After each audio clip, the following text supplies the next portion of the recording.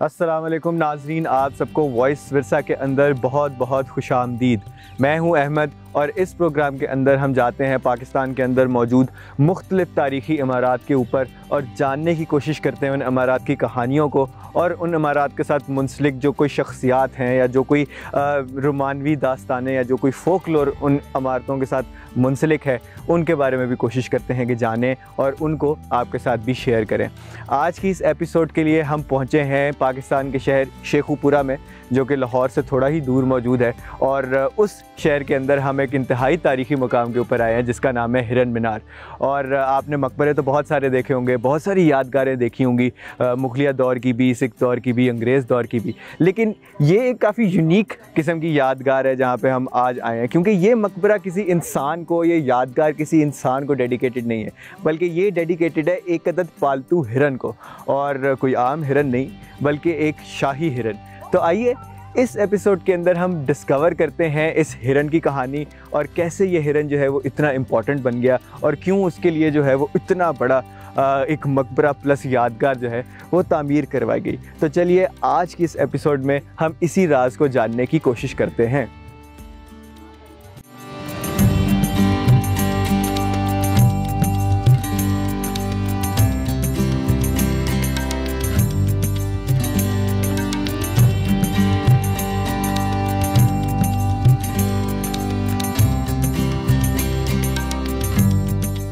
तो नाज़रीन, अगर आप हैरान हो रहे हैं इस बात के ऊपर कि एक हिरन के लिए किस तरह से जो है वो इतनी बड़ी साइट बनाई जा सकती है और क्यों उसके लिए जो है वो इतना ज़्यादा पैसा खर्च किया जा सकता है, तो थोड़ी सी कहानी जो है हमें इस हिरन की भी जाननी पड़ेगी। तो ये हिरन है जिसका नाम था मंसराज, और मंसराज जो था वो शहनशाह जहांगीर का एक पालतू जो है वो हिरन था और उससे बहुत ज़्यादा प्यार करते थे शहनशाह जहांगीर। और बिल्कुल पावर में आने के कुछ सालों बाद ही, कुछ अरसे बाद ही बल्कि, इस हिरन की जो है वो वफ़ात हो गई और शहनशाह जहांगीर ने जो एज़ अ बादशाह एक तामीरात का सिलसिला शुरू करवाया था, उनके अंदर सबसे पहली कंस्ट्रक्शंस में से ये एक हिरन मीनार भी शामिल है। और आप इस चीज़ का अहमियत का अंदाज़ा लगा सकते हैं इस बात से कि वो हिरन जो है कितना अहम था शहनशाह जहांगीर की ज़िंदगी में, क्योंकि शहनशाह जहांगीर जो है वो ख़ुद भी शिकार के बहुत ज़्यादा शौकीन थे और अक्सर जो है वो शिकार खेलने के लिए वो मुख्तलिफ़ जगहों के ऊपर, मुख्तलिफ़ जंगलों के ऊपर जो है वो जाया करते थे। तो यहाँ पर आपको अंदाज़ा हो गया होगा कि ये जो हिरन है ये क्यों इतना अहम था,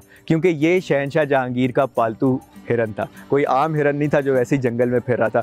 और शहनशाह जहांगीर ने एक हिरन को क्यों पाला हुआ था, तो इसकी वजह तो सिर्फ मुगलिया शहज़ादे या मुगलिया बादशाह ख़ुद ही बता सकते हैं कि क्यों उन्होंने एक जंगली जानवर को जो है पाला हुआ था। लेकिन ये जंगली जानवर उनके पास पहुंचा कैसे, इसकी कहानी जो है वो हम इस तरह से समझ सकते हैं कि शहनशाह जहांगीर जो थे वो बहुत ज़्यादा शौकीन थे शिकार वगैरह के, और मुख्तलिफ़ जंगलों में अपनी रियासत के अंदर जब वो शहज़ादे भी थे तब भी वो शिकार खेलने जाया करते थे। और ये सिर्फ शहनशाह जहांगीर के बात तक महदूद नहीं है ये कि वो शिकार के बहुत ज़्यादा शौकीन थे, बल्कि जितने भी मुगलिया हुक्मरान थे या शहज़ादे थे वो सब के सब बहुत ज़्यादा शौकीन हुआ करते थे शिकार करने के।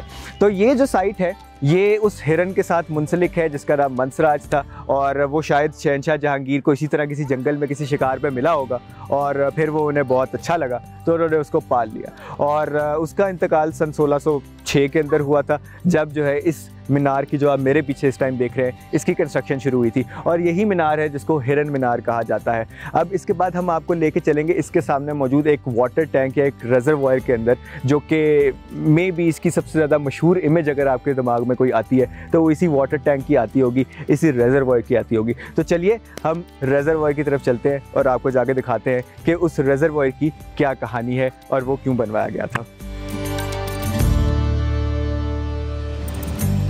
मुगलिया ख़ानदान के अंदर उनकी जितनी भी एसोसिएशंस होती थी, या मुगलिया ख़ानदान के अलावा किसी भी और बादशाही ख़ानदान के अंदर जो लोगों की एसोसिएशंस होती थी वो बेलॉस नहीं रहा करती थी ज़्यादा अरसे तक, और हर रिलेशनशिप के पीछे, हर ताल्लुक़ के पीछे कोई ना कोई जो है वो वजह निकल आती थी या फिर वजह बना ली जाती थी उस ताल्लुक़ को कायम रखने के लिए। इसी तरह कुछ हिरन मीनार के साथ भी हुआ। शहनशाह जहांगीर यहाँ अक्सर आया करते थे शिकार की गर्ज से और अपने प्यारे हिरन की कब्र को या उसके मज़ार मीनार को, उसके मीनार को देखने भी यहाँ आया करते थे। वो यहीं पर पीछे मीनार में दफन है वो उनका पालतू हिरन।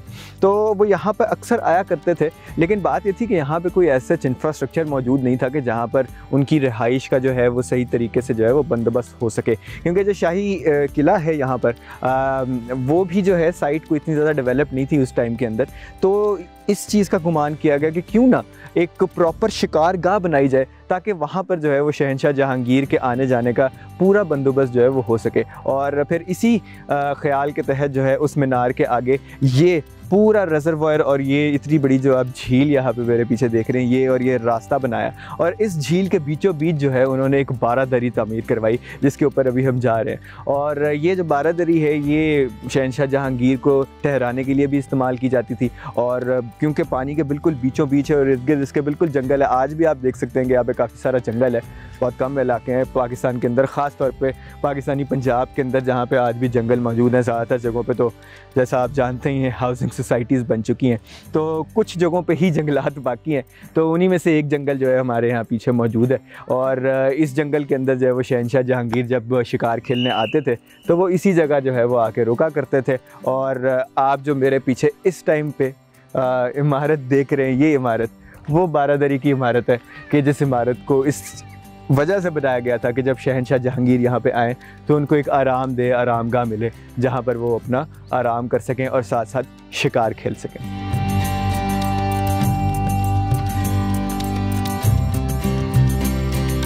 तो नाज़रीन अभी हम यहाँ पर हिरन मीनार के ऊपर वॉक कर रहे थे, साथ साथ जो है अपनी रिकॉर्डिंग कर रहे थे। तो धूप की शिद्दत जो है वो कुछ ज़रा ज़्यादा ही महसूस होना शुरू हुई मुझे, और मुझे इस बात का एहसास हुआ कि मुझे अपना सन ब्लॉक वगैरह जो है वो साथ लाना चाहिए था, लेकिन वो क्योंकि नहीं लाया तो इसलिए मैंने ऐनक जो है उस पर ही इत्तफ़ा किया है। और अब हम बाकी कहानी जो है वो इसी ऐनक के साथ जो है वो कवर करने की कोशिश करेंगे। तो जिस तरह आप मेरे पीछे इस टाइम पे देख रहे हैं यही वो बारादरी है जिसके बारे में हम अभी बात करेंगे इसके अंदर जाके। लेकिन इस बारादरी की जो सिग्निफिकेंस है वो इस तरह से बहुत ज़्यादा बढ़ जाती है कि ये एक शिकारगाह के तौर पे तामीर की गई इमारत है जिसको इतनी ज़्यादा जो है वो शान और शौकत से बनाया गया कि इंसान कभी कभी सोचने पे मजबूर हो जाता है कि इतनी ज़्यादा एफ़र्ट, इतना ज़्यादा ख़र्चा जो है वो एक शिकारगाह के लिए सिर्फ जंगल में आने के लिए। और इससे ही हमें अंदाज़ा होता है कि जो मुगलिया ख़ानदान था या जो मुगलिया बादशाह थे वो किस कदर जो है बारीक बीदी से और किस कदर जो है वो ठाट बाट से जो है मुख्तलिफ़ चीज़ों को, हर एक चीज़ को जो है वो गौर करते थे उस पर और उस पर एफ़र्ट भी लगाते थे। अब अगर मेरे जैसा कोई आदमी हो या आम लोगों की तरह जो होते हैं लोग, वो ये सोचेंगे कि यार इतना पैसा इस चीज़ पर खर्च करने की क्या ज़रूरत थी। तो इसकी बहुत सारी रीज़न्स होती हैं। एक रीज़न तो ये होती है कि क्योंकि हम बादशाह हैं, हम कर सकते हैं इसलिए हम करेंगे। और दूसरी रीज़न ये होती है कि इस तरह की जो कंस्ट्रक्शंस बहुत एक्स्ट्रॉर्डनरी एक्सट्रावेगेंट कंस्ट्रक्शंस होती हैं, इनके ज़रिए से पिछले ज़मानों में बादशाह, आज के दौर में भी हुकूमतें ये काम करती हैं, लेकिन पिछले दौर में तो ख़ास तौर पे लोग ये काम किया करते थे कि अपनी पावर दिखाने के लिए, लोगों को इस बात का एहसास दिलाने के लिए कि हम बहुत ज़्यादा ताकतवर हैं, हमारे पास बहुत ज़्यादा पैसा है, हमसे पंगा नहीं लेना। तो वो इस किस्म की इमारत जो है वो तामीर करवाया करते थे ताकि लोगों के ऊपर जो है वो रोबो दबदबा कायम रहे। और इसीलिए जो है इतने जंगल बयाबान के अंदर लाके जो है उन्होंने इतनी बड़ी इमारत जो है वो खड़ी कर दी। अब इस इमारत के कुछ इसरार और रमूज़ जानने की भी हम कोशिश करते हैं इसके अंदर जाके, और इसके आर्किटेक्चर को भी थोड़ा सा एक्सप्लोर करते हैं। तो आइए चलते हैं इस पगडंडी के ऊपर। तो यहाँ पे आप इस टाइम पर देख सकते हैं एक अंग्रेज़ दौर की लगाई गई तख्ती जिसके ऊपर लिखा हुआ है hunting resort of the emperor Jahangir, और उसके नीचे लिखा हुआ है फ़रोदगाह शहंशाह जहांगीर बदज़रान शिकार। अब मुझे इसका मतलब नहीं पता कि क्या है, लेकिन मैं यही उम्मीद कर रहा हूँ कि इसका मतलब यही होगा कि ये हंटिंग ग्राउंड है एम्परर जहांगीर का, और ये पर्शियन के अंदर लिखा हुआ है यहाँ पर। तो इसका बताने का मकसद ये था, इस तख्ती को दिखाने का मकसद ये था कि हम इस चीज़ को भी जहन में रखें कि जितनी भी साइट्स हैं और जितनी भी लोकेशंस हैं जो कि मुगलिया दौर के अंदर बनवाई गई थी या सिख दौर के अंदर बनवाई गई थी, तो जब ब्रिटिश यहाँ पे आए थे तो उन्होंने हर साइट के ऊपर कुछ ना कुछ मॉडिफिकेशन की थी, और हर साइट की जो फंक्शंस थे, फंक्शनैलिटी थी या जो ओरिजिनल पर्पस था उसको किसी हद तक जो है वो उन्होंने चेंज किया था। क्योंकि जो मुगलिया दौर के लोग थे या जो बादशाह थे, शहज़ादे थे, या उसके बाद आने वाले जो सिख दौर के भी लोग थे, उनकी जो चीज़ें होती थी वो फंक्शनैलिटी उनके अपने लिए होती थी ज़्यादातर, ना कि आम लोगों के लिए। और जब अंग्रेज़ यहाँ पे आए थे तो उन्होंने भी आम लोगों के लिए तो कुछ नहीं बनाया, लेकिन उन्होंने अपने फ़ौजी ज़रूरियात को देखते हुए या अपनी मुआशी ज़रूरियात को देखते हुए या अपनी एडमिनिस्ट्रेटिव ज़रूरियात को देखते हुए जो बादशाहों की बनवाई हुई चीज़ें थी उनको काफ़ी ज़्यादा चेंज किया था। और हिरन मीनार भी एक ऐसी साइट है जिसको बाद में जो है वो मुख्तलिफ़ पर्पज़ के लिए यूज़ किया गया अंग्रेज़ दौर के अंदर। और इस टाइम पे जो है हम उस बारादरी के बिल्कुल बाहर पहुंच चुके हैं, जिस बारादरी की हम वहाँ पे बात कर रहे थे, दूर से आपको दिखा रहे थे। और ये वही बारादरी है जो हिरन मीनार के जब भी बात करते हैं, कोई भी बात करता है हिरन मीनार के बारे में या कोई भी डॉक्यूमेंट्री या कोई भी तस्वीर दिखाई जाती है तो ये बारादरी और ये जो पूल इसके इर्द गिर्द मौजूद है ये मेन अट्रैक्शन होता है। हालाँकि हिरन मीनार जो है वो इसके ऑपोजिट मौजूद है और ये जो है ये बाद की कंस्ट्रक्शन है, सन 1620 के अंदर एम्परर शाहजहां ने बनवाया था। और ये जो है उनका हंटिंग रिजॉर्ट है, ये हिरन मीनार नहीं है। हिरन मीनार जो है वो दूसरी बिल्डिंग है जो इसके सामने मौजूद है। तो आइए इसको ज़रा अंदर से एक्सप्लोर करते हैं कि किस तरह का दिखता है और इसके अंदर जो है वो क्या क्या चीज़ें जो है वो इस्तेमाल की गई हैं इसकी कंस्ट्रक्शन के अंदर। तो अगर हम सबसे पहले यहाँ खड़े होकर देखें तो ये जो पूरा का पूरा जो बिल्डिंग है ये भी जो है थोड़ी सी उठा के बनाई गई है ग्राउंड से ऊपर की तरफ। और ये वाला कॉन्सेप्ट जो है वो काफ़ी ज़्यादा यूज़ होता था मुगलिया बिल्डिंग्स के अंदर कि जितनी भी जो बिल्डिंग्स होती थी उनको ग्राउंड लेवल से थोड़ा जो है वो उठा के तामीर करवाया जाता था। और इस टाइम पे जो है हम उसकी एंट्रेंस पे खड़े हुए हैं उस बारादरी की, और इसी तरह की जो एंट्रेंसेज हैं वो इसकी चारों साइडों पर मौजूद है। और बारादरी जैसा कि लफ्ज़ से ही ज़ाहिर है इसके 12 जो है वो एंट्रेंसेस होते हैं और 4 जो है वो मेन एंट्रेंसेस होते हैं, इसके अलावा जो 8 हैं वो बीच में छोटे एंट्रेंसेस होते हैं। और अगर हम यहीं पे ही खड़े खड़े बात कर लें तो यहाँ पे आपको आसार नज़र आ रहे होंगे पुराने ज़माने की पेंटिंग्स के, जो पेंट ही बचा है उनमें से पेंटिंग्स तो ज़्यादातर जो है वो गायब हो चुकी हैं। पेंटिंग्स आपको हमारे पाकिस्तानी आर्टिस्ट की यहाँ पे मिल जाएंगी जिन्होंने यहाँ पे वॉल चॉकिंग की है, लेकिन आपको एक अंदाज़ा हो जाएगा कि इस बिल्डिंग का जो ओरिजिनल कलर है उसके कहीं कहीं निशानात आपको यहाँ पर नज़र आएंगे। तो ये सफ़ेद रंग की बिल्डिंग थी एक ज़माने में, और आज जो है जो इसका कलर हम देखते हैं ब्राउन या भूरा जो रंग हम देख रहे हैं वो एक तरह से आप समझ लीजिए जब उड़ उड़ के सारा पेंट जो है इसकी बाहरी साइड से जो है वो उड़ चुका हुआ है और इसको जो है नीचे वाला इसका सरफेस जो है जो कि प्लस्तर जिसे हम कहते हैं वो एक्सपोज हुआ हुआ है। तो बेसिकली यहाँ पर आप इसको देख सकते हैं कि यहाँ पर सफ़ेद और ग्रीन की जो है वो यूज़ की गई है कलर स्कीम। और इसी तरह अगर हम मज़ीद इसके डिटेल में जाना चाहें तो यहाँ पर आपको नज़र आएगा एक पीले रंग का पेंट और लाल रंग का पैलेट, और उसके बीच में जो है आपको गहरे पीले रंग का जो है वो एक पैलेट नज़र आ जाएगा। और इसके अलावा उनके बीच बीच में थोड़े छोटे छोटे और कलर्स भी आपको नज़र आएंगे। तो ये जो है चीज़ें ये बिल्कुल छुप चुकी हैं वक्त की धूल के नीचे और वक्त के साथ साथ जो है वो उड़ भी चुकी हुई हैं। और इसी तरह की जो पेंट का पैलेट और ये जो खूबसूरत रंगों की आमेज़श जो है इनके साथ इस बिल्डिंग को ओरिजिनली डेकोरेट किया होगा। तो आप अगर इस चीज़ का एक गुमान करें कि इतनी बड़ी खाली जगह के अंदर एक इतनी खूबसूरत चमकती हुई रंगदार इमारत अगर आपको दिखे तो कितना खूबसूरत मंजर पेश करती होगी। तो आइए अब हम ज़रा इसके अंदर भी चलते हैं और इसके अंदर भी जाके देखते हैं कि इसके अंदर के क्या हालात हैं। तो अगर आप इसको अंदर से देखेंगे तो ये भी ऑक्टागनल शेप है, बाहर से भी इसकी ऑक्टागनल शेप है, जिसका मतलब ये है कि 8 कोने हैं इसके टोटल। और ये इसका सेंट्रल हॉल है जो कि एज अ रिहाइश का, एज अ बेडरूम या जो भी कोई और मकसद यहाँ पर जो है उसके मकसद के लिए इस्तेमाल किया जा सकता था, जिसकी वजह से ये एक रिहाइश गाह के अंदर जो है वो कन्वर्ट हो सके। और यहाँ पे जो है आप देख सकते हैं कि यहाँ पे भी आपको मुख्तलिफ जगहों पे जो है इसके ओरिजिनल आर्ट वर्क के निशान जो है वो नज़र आ जाएंगे यहाँ पर। और यहाँ पे वो कलर पैलेट जो है वो मज़ीद इंट्रिकेट हो जाता है जब हम अंदर वाली साइड पे हैं। बाहर जो है हमने जो कलर्स देखे थे उनके अंदर मज़ीद जो है वो यहाँ पे एडिशन हो गई है जब हम अंदर आए। और इसकी आप जैसा कि देख सकते हैं कि यहाँ पे अंदर वाली साइड के ऊपर जो है इसकी 8 एंट्रेंसेस हैं, इसकी 8 साइडों के साथ जो है वो कोरिलेट कर रही हैं। और हर एंट्रेंस के साथ इस तरह 2 एक उसके इस तरफ और एक उसके इस तरफ जो है ये नीशेस या ये खाली जगह जो है बनाई गई हैं जहाँ पर जो है चिराग वगैरह और इस तरह की दीगर चीज़ें जो है वो रखी जा सकती थी इसको रोशन करने के लिए, इसको चिरागा करने के लिए। तो एक बड़ी ही खूबसूरत इमारत है और बड़ी ही खूबसूरत इसकी डेकोरेशन हुई है। अगर हम इसके ऊपर देखें तो हमें वो डिज़ाइंस नज़र आएंगे जो कि ओरिजिनली जो है यहाँ पे बनवाए गए थे। और उनके अंदर जो कलर पैलेट है वो और भी ज़्यादा रंगीन है। और उनके अंदर जो कलर्स यूज़ किए गए उसके अंदर हरा भी है, उसके अंदर लाल भी है, उसके अंदर ब्लू भी है, येलो भी है।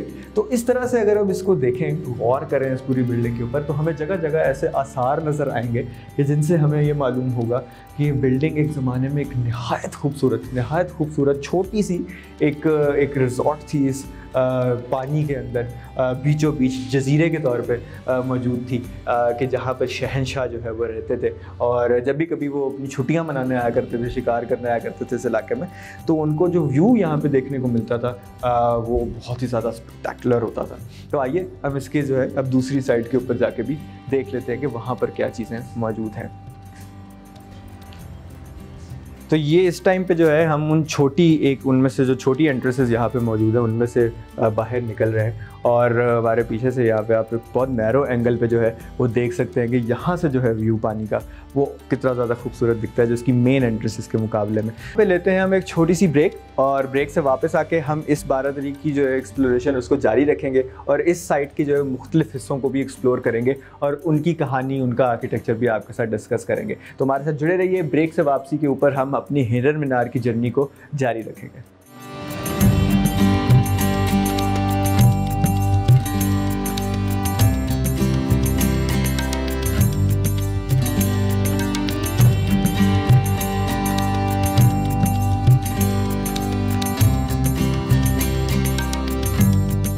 नाज़रीन, welcome back from the break. Break पे जाने से पहले हम बात कर रहे थे शेखुपुरा के अंदर मौजूद हिरन मीनार के बारे में, और हिरन मीनार की तारीख़ को हमने डिस्कस किया। हमने ये भी डिस्कस किया कि हिरन मीनार का जो नाम है वो क्यों हिरन मीनार पड़ा है, और जिस हिरन के नाम पे या जिस हिरन की याद में ये पूरा स्ट्रक्चर तामीर कराया गया है वो कौन था, और इसके जो मुख्तलिफ हिस्से हैं उनके बारे में अब हम इस सेक्शन के अंदर बात करते हैं। हमने पिछले सेक्शन के अंदर बात की थी इसकी बारादरी के बारे में, और बारादरी के अंदर हमने इस बारादरी का नीचे वाला जो पोर्शन है उसको कवर किया था।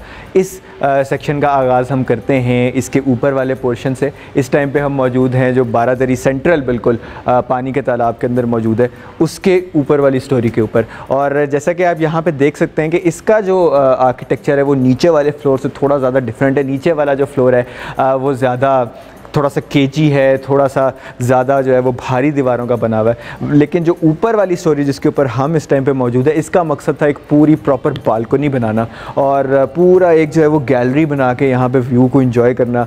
सामने पानी है और उसके पीछे जंगल है, और हवादार रोशनीदार जो है वो पूरा एक स्ट्रक्चर तामीर करवाना, ताकि जहाँ पे जो है आराम से बैठ के अपना टाइम जो है वो स्पेंड कर सकें बादशाह जहांगीर।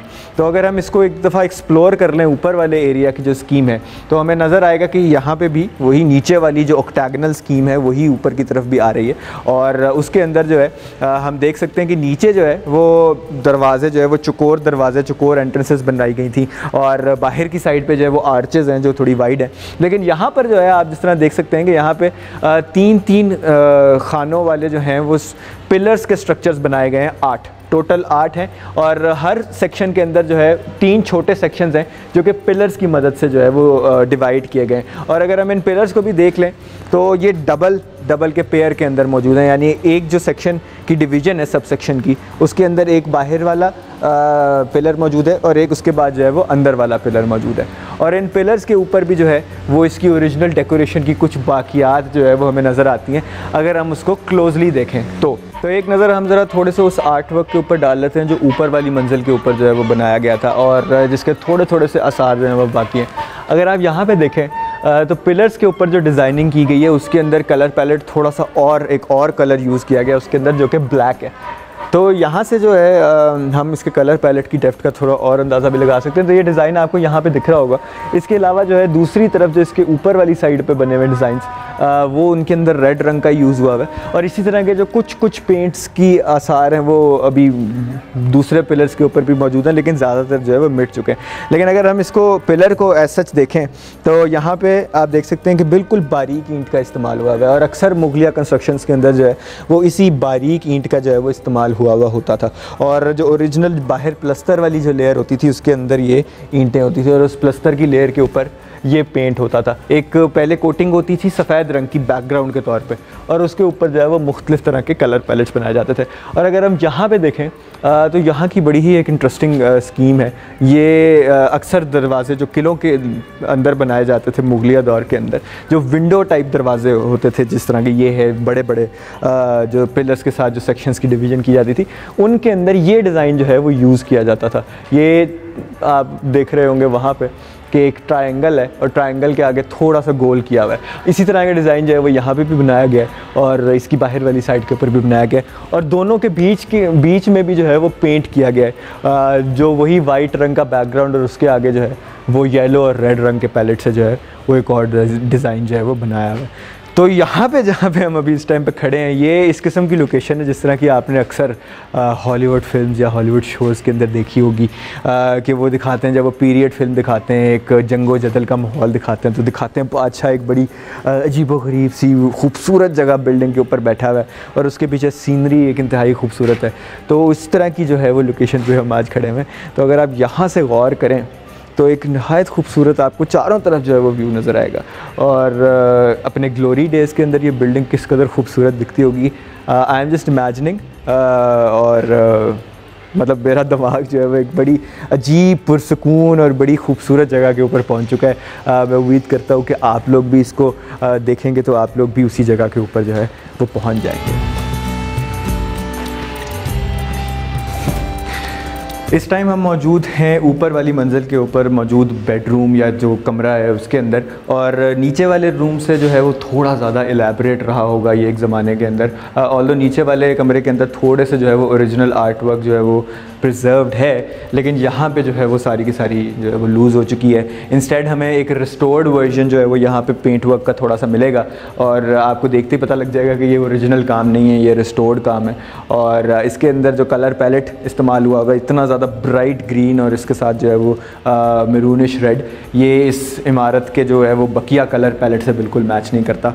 तो इससे ही आप अंदाज़ा लगा सकते हैं कि लाइक यहाँ पर जो है वो रिस्टोरेशन का काम हुआ हुआ है। लेकिन अगर आप इसके साथ साथ देखें तो यहाँ पे जो नीशेज़ हैं या ये जो खाली जगह हैं ये बहुत ज़्यादा है। नीचे काफ़ी ज़्यादा कम थे, यहाँ पे बहुत ज़्यादा है। तो इसका मतलब ये है कि यहाँ पर जो है जो चरागा जब होता था तो वो बहुत ज़्यादा ब्राइट लाइट बनती थी रात के टाइम पे, शाम के टाइम पे, क्योंकि यहाँ पे चिराग रखने की कैपेसिटी काफ़ी ज़्यादा है। और इन जगहों के अंदर जो है वो चिराग रखे जाते थे, मुख्तलिफ़ किस्म के लैम्प्स रखे जाते थे ताकि जो है वो रोशनी की जा सके और रात के टाइम जो है वो इसको एक चिरागां का इम्पैक्ट दिया जा सके।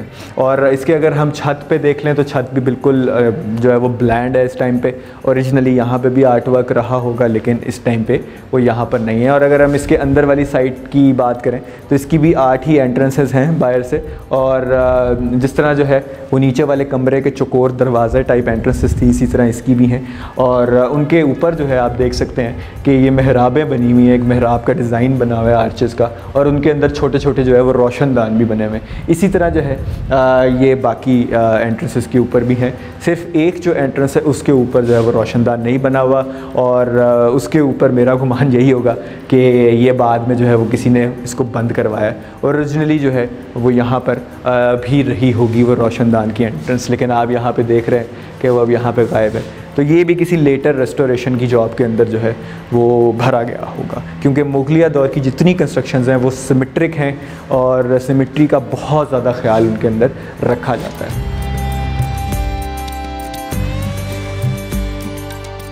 और इस वक्त हम पहुंच चुके हैं इस 12 दरी के सबसे ऊपर वाले फ्लोर के ऊपर। अगर आपको लगा था कि जो नीचे वाली मंजिल, इससे नीचे वाली मंजिल है वही इसका टॉप फ्लोर है, तो आप काफ़ी ज़्यादा मिस्टेकन थे, क्योंकि इसके ऊपर भी एक फ्लोर है जहाँ पे हम इस टाइम पे मौजूद हैं। और यहाँ पे एक छोटी सी कैनोपी सी बनी हुई है जिसको बेसिकली जो है ऊपर आके बिल्कुल टॉप का व्यू एंजॉय करने के लिए जो है वो बनाया गया था। और ये काफ़ी ज़्यादा एक्सक्लूसिव कैनोपी है। यहाँ पे किसी भी आम शख्स की, या वैसे तो खैर इस पूरी बिल्डिंग के अंदर ही उस ज़माने में किसी आम शख्स की एंट्री जो है वो पॉसिबल नहीं थी, लेकिन ये जो है ये बिल्कुल एक्सक्लूसिव व्यू के लिए जो है वो ये वाला एरिया जो है वो बनाया गया, ताकि यहाँ से बिल्कुल ऊपर से खड़े होकर सारी चीज़ों को जो है वो गौर से देखा जा सके। तो अगर हम इसकी बात कर लें एक छोटी सी कि ये क्या चीज़ है, तो यहाँ पर आप देख सकते हैं ये भी एक ऑक्टेगोनल चीज़ है। सो जिस तरह मैंने नीचे बात की थी कि सिमेट्री के मुगलिया स्ट्रक्चर्स के अंदर जो सिमेट्री है वो बहुत ज़्यादा इंपॉर्टेंट है, तो वो किसी भी चीज़ पे किसी भी लेवल पे एक बिल्डिंग की कंसिस्टेंसी को नहीं छोड़ते। तो अगर आप गौर से देखें तो ये भी एक ऑक्टागनल शेप है, 8 कोनों वाली शेप है, और इसकी जो आर्चेज़ हैं वो बहुत मुख्तलिफ हैं। इसकी आर्चेज़ जो हैं वो छोटे छोटे सेमी सर्कल्स के अंदर जो है वो बटी हुई हैं, और ऊपर जाके जो है वो एक मिनी आर्च की शक्ल में जो है वो ऊपर कनेक्ट हो जाती हैं। और इसके बाहर जो है आपको इसका जो ओरिजिनल आर्ट वर्क है उसके सबसे बेहतरीन प्रिजर्व नमूने शायद नज़र आ जाएंगे।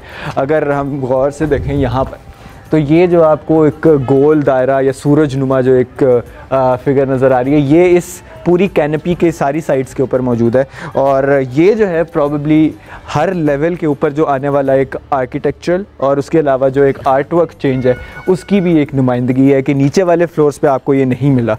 ये वाली जो डिज़ाइंस की, ये वाली जो आर्ट स्कीम है, ये नीचे वाले फ्लोर्स के ऊपर यूज़ नहीं हुई हुई और ये यहाँ पे हुई हुई है। तो ये एक तरह से कंसिस्टेंसी, सिमेट्री के साथ साथ जो है वो एक स्मूथ ट्रांजिशन भी दिखाता है इस पर्टिकुलर बिल्डिंग के अंदर। और मुगलिया ज़ौक़ की जो है वो एक पूरा स्पेक्ट्रम जो है उसको भी कवर करता है। और इसके बाद अगर हम इसके बाहर देख लें तो इसके बाहर जो है वो एक छज्जा, एक छोटा शेड मौजूद है जो कि बेसिकली साया देने के लिए या डेकोरेशन के लिए जो है इस्तेमाल किया जाता था। और ये जो है इसको पूरा एक कैनपी का जो है वो व्यू देता है। और उसके ऊपर अगर आप बिल्कुल देखेंगे तो एक गुंबद है, गोल गुंबद जो बीच में जाके जो है वो मिल जाता है। और उसके बाहर भी एक तय है जो भी ऑक्टेगनल है, वो भी 8 कोनों वाली है। और उसके ऊपर भी जो है वो बहुत फेड हुए हुए जो है वो आर्ट वर्क के साइंस आज भी मौजूद हैं। वो ज़्यादा आप करीब जाके देखेंगे तो नज़र आएंगे, लेकिन वैसे जनरली जो है वो नज़र नहीं आते। और इस कैनपी के अंदर जो है वो आपको इस तरह के जो है वो गोल्ड डिज़ाइंस नज़र आएंगे। ये थोड़े बाहर वालों से डिफरेंट है, लेकिन नीचे वाले आर्ट वर्क से भी काफ़ी ज़्यादा डिफरेंट है। और इसके अंदर जो है वो एक सर्कल के अंदर जो है वो छोटे छोटे से जो है वो ओवल शेप्स जो है वो ज्योमेट्रिक डिज़ाइन जो है वो बनाए गए हैं और उनको यहाँ पर रेप्लिकेट किया गया है। और अंदर जो है कैनपी के अंदर भी वही जो पैटर्न, हमें जो कलर पैलेट बाहर नज़र आ रहा था वही यहाँ पर भी अंदर भी हमें नज़र आ रहा है। और अगर हम यहाँ पर देखें गौर से तो यहाँ पर भी हमें वही कलर पैलेट जो नीचे से हम देखते आ रहे हैं, येलो रेड वाला, वो नज़र आ रहा है। और अगर हम यहाँ पे आ जाएं तो यहाँ पे हमें जो है वो ग्रीन भी मिल जाएगा जो कि हमें मुख्तलिफ जगहों के ऊपर नज़र आया है। तो एक पूरा जो वाइड रेंज स्पेक्ट्रम है वो यहाँ पे हमें मिल जाएगा कलर पैलेट का। कलर पैलेट भी कंसिस्टेंट है, उसके अंदर भी चेंजेस नहीं है। जिस तरह हमने इससे नीचे वाले फ्लोर के ऊपर देखा है कि वो एक इतना ज़्यादा हरा पेंट और इतना ज़्यादा ब्राइट मैरूनिश रेड पेंट है, वो ओरिजिनल आर्ट वर्क हो ही नहीं सकता, वो रेस्टोरेशन का काम है। तो आप इस तरह से जो है वो डिस्टिंग्विश कर सकते हैं। किसी भी मुगल साइट पर अगर आप जाएँ तो वहाँ पर ये डिस्टिंग्विश करने के लिए कि कौन सा आर्ट वर्क ओरिजिनल है, कौन सा बाद की रेस्टोरेशन है, तो उसके अंदर ये चीज़ आपको बड़ी हेल्प देगी कि आप कलर पैलेट की कंसिस्टेंसी देखेंगे वो कितनी है। अगर वो कलर पैलेट की कंसिस्टेंसी से कोई चीज़ बाहर जा रही है तो वो डेफिनेटली कोई रिस्टोर्ड चीज़ होगी। और अगर यहाँ पे हम छत पे देखें तो ये प्रॉबेबली मुगल्स का सबसे ज़्यादा पसंदीदा ज्योमेट्रिक पैटर्न जो किसी भी छत के ऊपर, किसी भी शेप के अंदर, किसी गुंबद के अंदर, किसी आर्च के अंदर सबसे ज़्यादा पसंदीदा जो उनका ज्योमेट्रिक डिज़ाइन था वो ये वाला है। और ये एक ट्रेडमार्क जैसे आप कह सकते हैं मुगलिया आर्किटेक्चर का, वो ये वाली जो ज्योमेट्रिक शेप है वो है।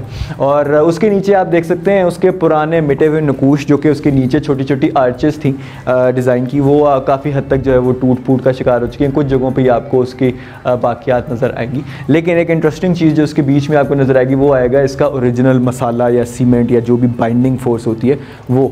और उसके अंदर आपको मिलेगा गारा, चूना, कंकर, माश की दाल और कुछ केसेस के अंदर इवन पटसन। तो ये जो आप देख रहे हैं इस तरह से जो सामने मसाला लगा हुआ है इसके ऊपर या जो भी बाइंडिंग या कवरिंग मटेरियल है, ये ईंटों के अंदर भी यही मटेरियल यूज़ करते थे। और जब उस ज़माने में किसी किस्म का लेंटर, कोई गार्डर, कोई टीआर वगैरह नहीं हुआ करते थे तो वो इसी बाइंडिंग मटेरियल और ईंटों की प्लेसमेंट के साथ जो है वो इतने इतने बड़े जो है वो गुंबद बनाया करते थे। अगर आप उस ईंटों की अरेंजमेंट को देखना चाहते हैं तो वो भी आपको यहाँ पर अंदर नज़र आ जाएगा, क्योंकि कुछ हद तक जो है वो टूट चुकी हुई है ये गुंबद के ऊपर वाली प्लास्टिंग। और उसके अंदर आप देख सकते हैं कि वहाँ पर ईंटें जो है वो सर्कल्स में लगी हुई हैं। सो बिल्कुल बीच में जो है वो सबसे छोटा एक सर्कल होता है और उसके बाहर जो है वो बाहर जैसे जैसे गुंबद के बाहर जाते जाते हैं तो वो सर्कल्स ईंटों के बड़े होते जाते हैं और वो एक सर्कल के ऊपर एक सर्कल जो है ऊपर तक जाता है और इस तरह से जो है वो स्ट्रक्चरल स्ट्रेंथ मिलती है स्ट्रक्चर्स को कि वो इतने 300-400 साल बाद भी आज हमारे पास खड़े हुए मौजूद हमें दिख जाते हैं। और अगर बिल्कुल बीच में अगर आप इसको देखें तो एक डिस्टिंग्विशिंग आपको डिज़ाइन नज़र आएगा नीचे वाले ज्योमेट्रिक पैटर्न से, और उसके अंदर आपको एक सितारा नुमा शेप नज़र आएगी जिसके अंदर एक छोटी सी गोल जगह है और उसके ऊपर मोस्ट प्रॉबेबली मैं 100% तकरीबन श्योर हूँ कि कोई सूरज टाइप का डिज़ाइन जिस तरह का आपको बाहर नज़र आया था उसी किस्म का कोई डिज़ाइन जो है वो यहाँ पे अंदर बना होगा, क्योंकि जितनी भी जो कंस्ट्रक्शंस ख़ास तौर पे जो शहनशाह जहांगीर या अकबर के लेट पीरियड के अंदर हो रही थी उसके अंदर जो है वो इस तरह के भी डिज़ाइन जो है वो नज़र हमें काफ़ी जगह पे आए हैं। तो आई एम प्रीटी श्योर कि यहाँ पे भी जो है वो उसी किस्म का कोई डिज़ाइन पैटर्न होगा। तो नाज़रीन इस टाइम पे हम मौजूद हैं उसी ऊपर वाले फ्लोर के ऊपर और हमारे पीछे जो है आपको इस पूरी जो साइट है उसकी सारी इंपॉर्टेंट जितनी भी बिल्डिंग्स हैं जितनी भी इंपॉर्टेंट कंस्ट्रक्शंस हैं वो यहाँ से आपको नज़र आ जाएंगी। तो एक दफ़ा हम उनके बारे में भी डिस्कस कर लेते हैं। तो सबसे पहले आपको यहाँ से नज़र आएगा वो वाला ब्रिज जिसके ऊपर से होते हुए हम जो है वो इस बारादरी के अंदर आए हैं, मेन एंट्रेंस से इस साइट की। और उस ब्रिज के ऊपर भी अगर आप देखेंगे तो नीचे आपको बहुत सारी मुख्तलिफ आर्चेज़ नज़र आएंगी। तो पूरा एक वाटर वे जो है वो बनाया गया है और बीच में जो है उसके एक छोटा सा प्लेटफॉर्म भी बनाया गया, स्टैंडिंग प्लेटफॉर्म, थोड़ा सा वाइड है वहाँ पे वो ब्रिज, जिसकी मकसद ये भी हो सकता है कि आप वहाँ पे जो है खड़े होके एक व्यू ले सकें प्रॉपर, जो भी कोई यहाँ पे आ रहा है एक दफ़ा ब्रिज के ऊपर खड़े होकर भी व्यू ले सकते हैं और आप अगर यहाँ पे आएँ तो आप एक अच्छी पिक्चर ले सकते हैं उसके थ्रू।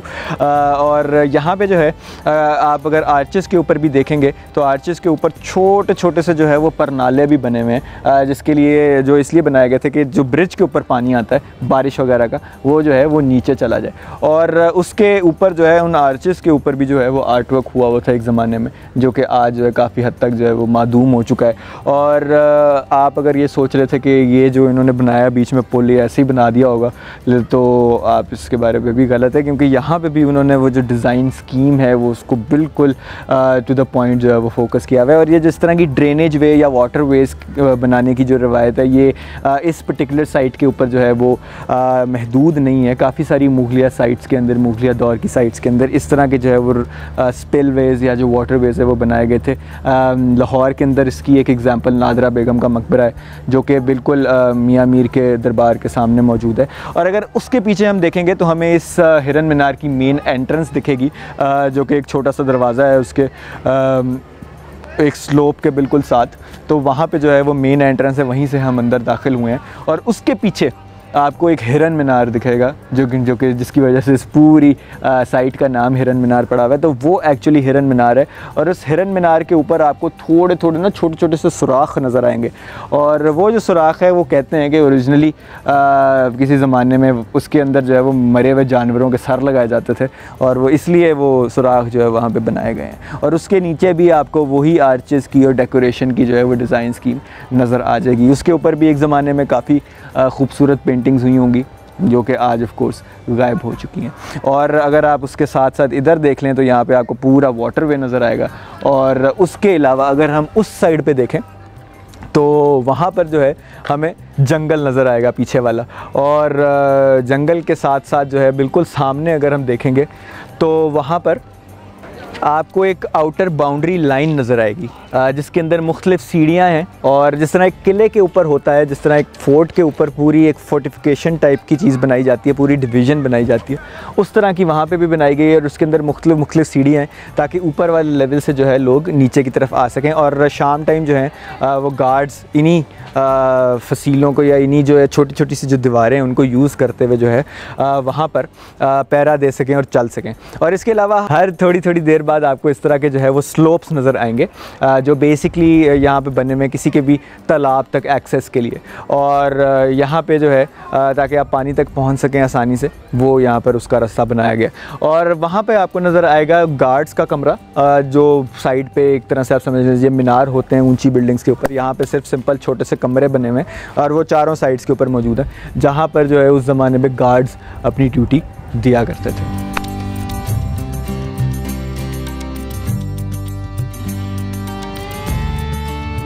तो नाज़रीन इस टाइम पे हम मौजूद हैं इसके तालाब के अंदर, उस वाटर टैंक के अंदर। और अगर आप गौर से देखें तो आपको वहाँ पे जो है वो बारादरी नज़र आ रही होगी बिल्कुल पीछे हमारे।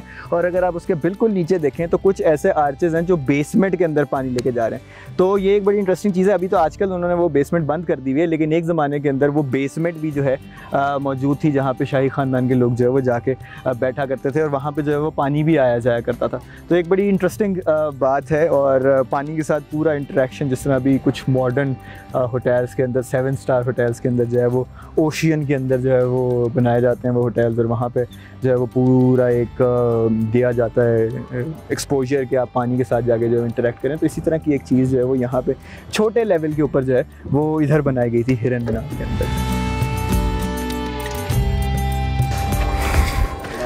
तो नाज़रीन ये था हिरन मीनार शेखुपुरा का, और हम उम्मीद करते हैं कि ये एपिसोड आपको बहुत ज़्यादा पसंद आई होगी। और इसके अंदर जो हमने मुख्तलिफ़ चीज़ों के बारे में बात की है, इस बिल्डिंग की कहानी के बारे में बात की है, इसके आर्किटेक्चर के बारे में बात की है और इसकी तारीख़ के बारे में बात की है, तो वो भी आपको जो है वो पसंद आई होगी। तो यहाँ पर हम आपसे इजाज़त चाहते हैं। उम्मीद करते हैं आपको ये एपिसोड पसंद आई होगी। अगली बार हम आपके पास हाज़िर होंगे किसी और बिल्डिंग के साथ, किसी और स्टोरी के साथ। तब तक के लिए आप अपना बहुत बहुत ख्याल रखिएगा और हमें इजाज़त दीजिए। खुदा निगहबान।